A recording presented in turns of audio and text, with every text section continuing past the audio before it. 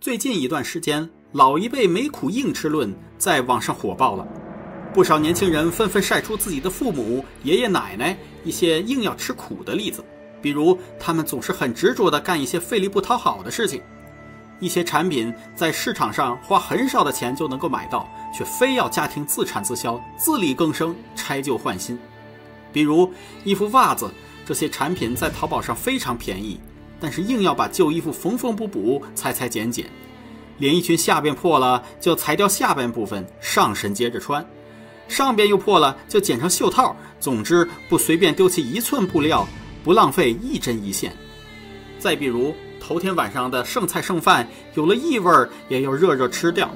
好久没吃忘记在厨房或者储藏室的水果，即便腐烂发霉有了异味，也要削掉坏的部分吃掉，要不就有一种负罪感，觉得是浪费粮食。即便吃这样的东西可能会坏掉肚子生病，与最终的医药费比起来，吃掉坏掉的食品可能得不偿失，他们也这样做。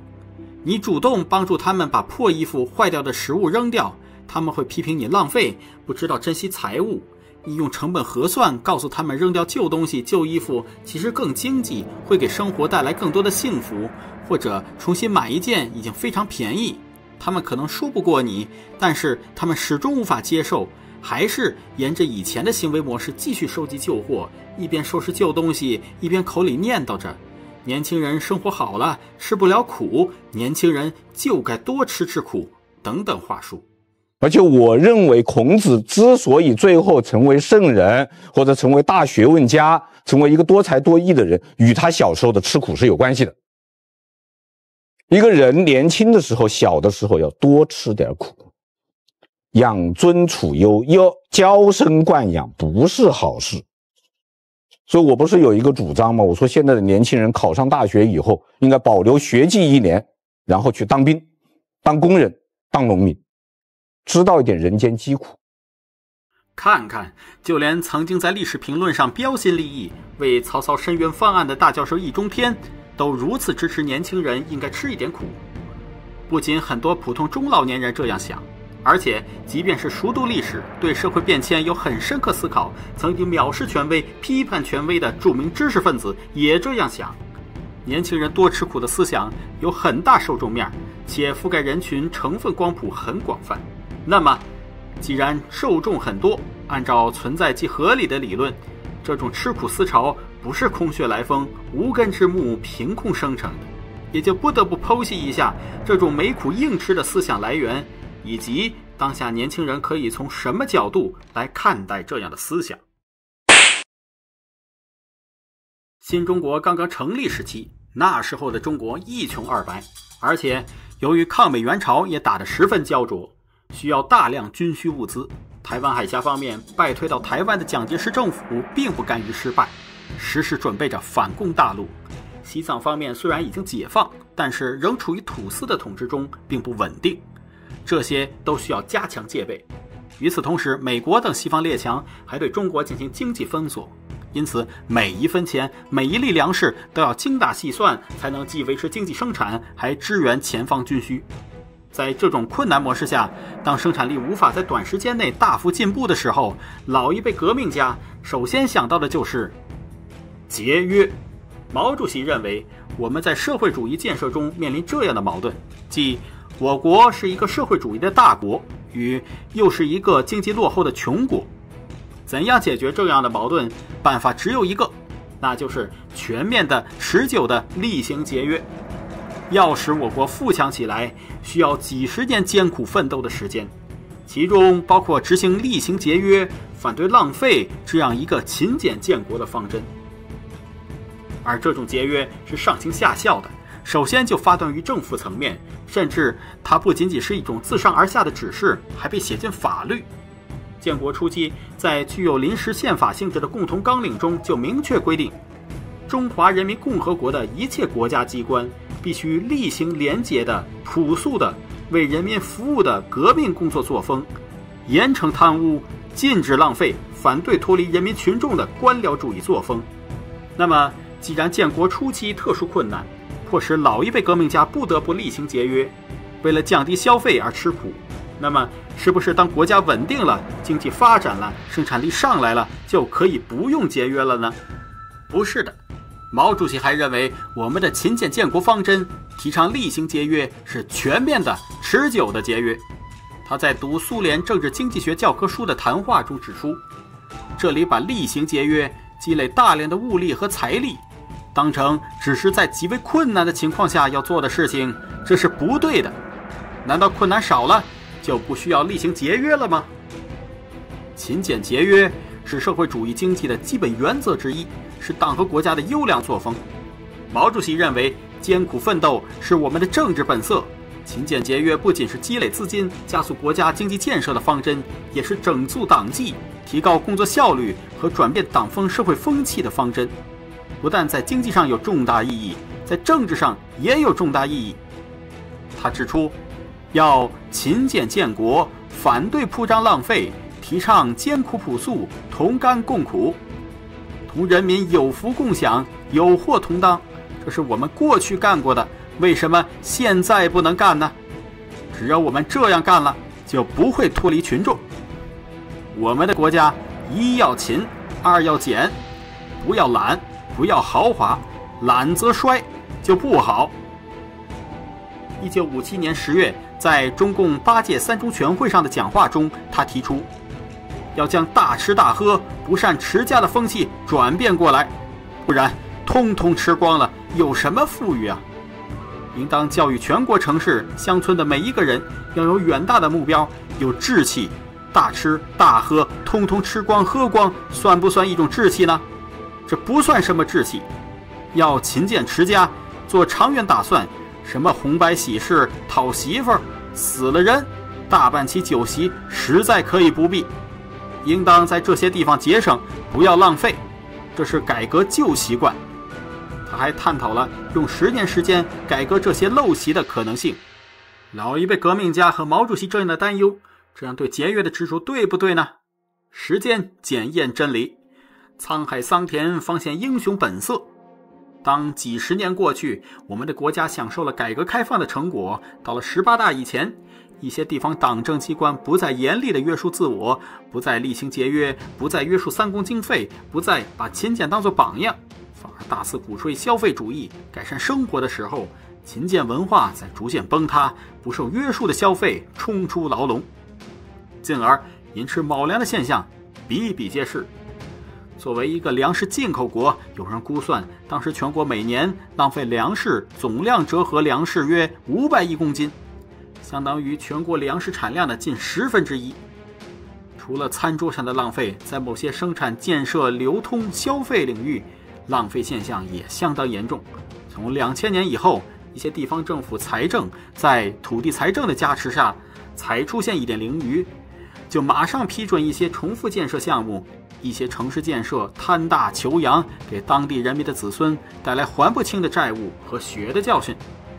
一些人消费追求奢华，有的产品过分包装，有的活动讲究排场，这给家庭和消费者带来严重的经济负担。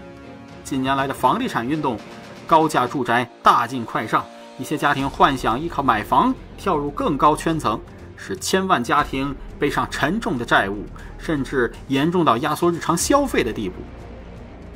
更可怕的是，一条千年古训压缩着解决浪费问题的空间。由俭入奢易，由奢入俭难。当党和国家领导人已经发现了问题的严重性，从会议上3令5申，从法律和规章制度上一条条严肃纪律，尽管政府层面逐渐受到了约束，但是铺张浪费的民风已经形成，民间违规借贷消费屡禁不止。从18大至今10多年过去了，民风才刚刚有所扭转，逐渐意识到消费主义的危害性。然而，巨额债务已经形成，还在滚雪球一样一年年增长，留给子孙的是难以解决的巨型高压锅。拿破仑曾经说过，胜利属于有预备队的那一方。中国人勤俭节约，虽然平日苦了，但是遇到关键时刻就会家有余粮，心中不慌，从容应对。如果平时竭泽而渔，超前消费，遇到真困难、真危险，就会乱了心智，无从应对。节约的大方向并没有错，因为节约而吃苦也很有可能是一个较为合理的理由。前面从勤俭节约的方面论证了老一辈人这种为了节约而吃苦思想的合理性，现在让我们剖析老一辈人吃苦思想来源的另一个方面，吃得苦中苦，方为人上人。我们再看一遍易中天教授的视频，就会发现为什么易教授鼓励年轻人吃苦呢？是因为希望年轻人从吃苦中磨砺心智，从吃苦中体会人情，从吃苦中掌握技能，从而成为人上人。在这里，成为人上人是2000年以来各种仁人志士普遍的思想，其受众很广，渗入中华民族的血液，其思想健康性、正确性暂且不论，因为这就是个普遍接受的事实。你批驳它、批倒它没什么意义。后来的人们还会在社会传统的感染下继续向前走。在这里，我只讨论通过吃苦成为人上人的可行性。对那些天生人上人暂且不论，那么吃苦和人上人到底是什么关系呢？笔者先把结论放在这里。吃苦是成为人上人的必要且不充分条件。对于年轻人来说，吃苦往往是其个人走向成功的关键一刻。在没什么资源、没什么遗传、没什么方向的情况下，多努力、多尝试、多投入精力，劳动创造就成为必需品。在这个过程中吃苦是一种必修课，是普通人难以绕开的必由之路。关键是这条必由之路它通向何方是关键。走了很多路，脚掌都磨坏了，鞋子磨平了，前方可能是悬崖，也可能是好山好水，路的方向是关键。路上吃了很多苦，路找错了，最后还是不可能成为人上人。红军长征时期的第5次反围剿和项江战役就是一个典型的例子。在这2个阶段的作战中，中央红军在李德伯古的错误指挥下坚持阵地战，导致大量减员，不得不放弃中央苏区，转入长征，后来又不肯抛弃重武器，以至于钻入敌人的口袋，在项江战役中遭遇惨败。2场战役战斗减员不可谓不多，广大官兵受苦不可谓不大，但是这样的苦头是不能帮助红军取得胜利的苦，这样的苦方向不对，受的损失得不偿失。在守卫中央苏区的战役中，每个关键据点都加强防御，没有重点，没有打运动战，处处受苦，处处得不偿失。如果这样的苦换作打运动战，在运动中调动敌人，吃找路寻路的苦，腿脚上脑子上多吃一点苦，像毛主席那样日夜思考如何调动敌人，那就不会遭遇这样的惨败。所以不仅仅是在一条路上艰难地往前走叫吃苦，寻找道路的过程也是吃苦，找到正确道路再坚定地走下去，这样的苦才吃得值得。回到易中天教授的演讲，在视频中他讲到建议年轻人考上大学之后要去农村或者去当兵吃1年苦，这样的苦其实就是没苦硬吃。先说农村吃苦，请问现在年轻人去农村干什么呢？如果从事农业，那么现在的作物普遍种植在高标准农田，农民熟练地操作机械，科学地播撒农药化肥，定时清理病虫害，这是非常精细的劳动，其技能要求不一定比在校考试要求低。那么在这样的情况下，如果不是农业专业院校毕业，年轻人到了农村，一开始什么都不会，他们能干什么呢？要么是给农民捣乱，拖累农业生产，要么是被农民瞧不起，自尊心上备受打击。如果不是从事农业，我不知道易中天教授有没有见过现在的农村，还有没有那么多岗位和产业链供年轻人生存。再说入伍当兵，请问年轻人去了干嘛呢？俄罗斯乌克兰战场已经充分展示了什么是现代战争。无人机突袭侦察，机器狗送餐，信息化处理战场信息，高技能高训练度小分队为单位的作战已经成为新常态。那种大部队集合集体冲锋就是明显的靶子，等着被消灭。现代战争已经不需要那么多战场人员，更多的是后勤，是技术支持，是信息传递。那么鼓励所有年轻人入伍当兵有什么作用呢？如果让他们早日学成，留在后方为前线提供支持，效率更高。科学技术学科分类发展到今天，社会已经高度分工合作，任何一个领域没有一段时间的积累，把苦头吃够，把错误犯完，是很难找出真正成功道路的。那种根据老一辈描述，蜻蜓点水，这儿吃一点苦，那儿吃一点苦，还没等找到成功道路，所谓的历练就结束了。这种跟课外辅导班一样的历练没什么用。这其实类似什么历史事件呢？就像当年李德博古的阵地战、防御战，徒自消耗自己的精力财力罢了。前面已经总结过，节约是一种美德，节约自己的精力也是美德。或者再直白一点，这种吃苦就像有些老电影所说的，把老一辈踩过的坑、犯过的错再犯一遍，被一块石头绊倒2次。我反对，走回头路，这是让我们吃2遍苦，再受2茬罪，我们能同意吗？不同意。对，我们绝不能同意。现在的年轻人成长，小时候要吃考试的苦，长大了要吃工作的苦，原生家庭不和的还要吃情绪的苦，苦处已经不少了，已经很消耗资源和精力了。在这样情况下，吃必要的苦，同时要总结避开前人吃过的苦，不能教条地重复前人苦难，这样的人才能节约精力，专注于探索性吃苦，他们才能成长，组织才能胜利，否则就犯了浪费的错误。毛主席在会见新西兰共产党中央总书记维尔科克斯时，他说：有人说我抱着一本《孙子兵法》只会打仗，其实我原来连《孙子兵法》都没读过，后来才找来看的。今天颂扬长征的胜利，是因为不得已才长征，不能忘了30万人打的只剩27000人的教训。毛主席又说：我哪里是什么天才的军事家和战略家，我只是比那些死背教条的人多懂3条道理。人要吃饭，走路要用脚，子弹能打死人。看看毛主席都认为因为迫不得已才有了长征，而不是为了挑战自我、挑战极限，让广大官兵体会吃苦，硬要长征。如果说前面勤俭节约性吃苦还是经过历史检验，有很合理的必要性的话，那么强行联系吃苦和成为人上人，认为多吃苦必然能成为人上人，那显然就是逻辑错误，是没苦硬吃的典型了。一些老年人除了对子女的关爱，例如教导子女勤俭节约，希望孩子将来成功的想法，还有一些不健康心理在作祟。例如，有的父母希望孩子有同理心，就希望孩子有难同当，把自己当年的苦难给孩子制造一遍。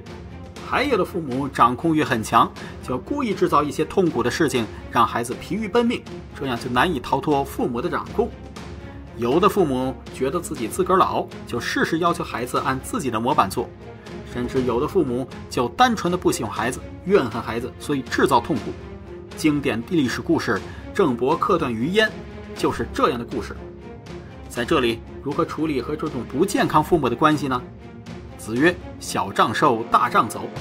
这种严重扭曲的心理会持续性伤害下一代，乃至下下一代心理几十年。父母的扭曲心理形成不是1天2天，